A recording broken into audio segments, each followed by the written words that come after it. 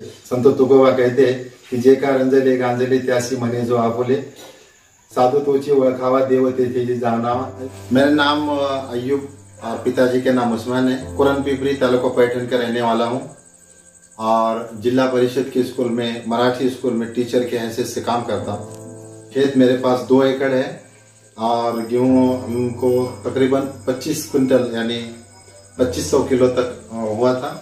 अभी इस वक्त लॉकडाउन चल रहा है। मजदूर जो लोग हैं रोज कमाते रोज खाते हैं सर।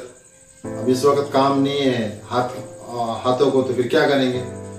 और मेरे पड़ोस में गांव है सर, अपे गांव बोल के, और उस गांव के अंदर मैं इससे पहले सर्विस किया हूँ। मुझे हालात वहाँ के मालूम थे सर, पता थे कि वो किस तरह के लोग हैं, मजदूर लोग हैं और रोजाना कमाते खाते हैं। घर वाले इनसे बात की कि मैं ऐसे, मेरे दिल में ख्याल आ रहा है कि हम इन गरीब लोगों के अंदर अनाज गेहूँ बांट सकते हैं।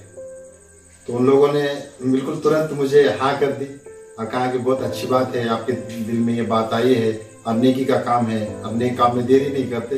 रात के 8 बजे मैं तहसीलदार साहब पैठन को एक खत लिखा, व्हाट्सएप नंबर है उनका दिया हुआ, और उस पर व्हाट्सएप किया। उन्होंने तुरंत उनके तहसील के आदमी ने हमको फोन किए, हमें अनुमति दी सर, और इस तरह से फिर हम एक टेम्पो के अंदर, गाड़ी के अंदर डालकर उस गाँव को ले गए।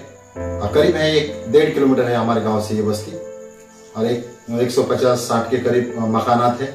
हर मकान के अंदर हमने 5 किलो के हिसाब से ये गेहूँ दिए सर।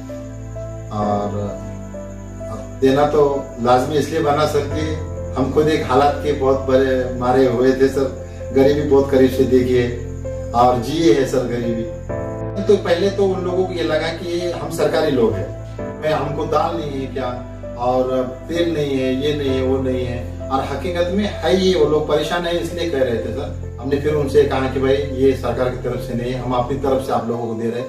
फिर वो लोग बहुत ज्यादा खुश हुए और दुआएं देने लगे कि भाई भगवान आपका भला करे। ऐसे इस तरह से जैसे हमेशा होता है, गरीब लोगों को जब भी कोई देता है तो सर उनके मुंह से तो दुआ निकलती है। से कोई घर के अंदर बफर स्टॉक करने की कोशिश किसी ने भी नहीं करना, और अपने पास अगर है तो मेरा पड़ोसी भूखा न रहे, ये हमारी जिम्मेदारी है सर।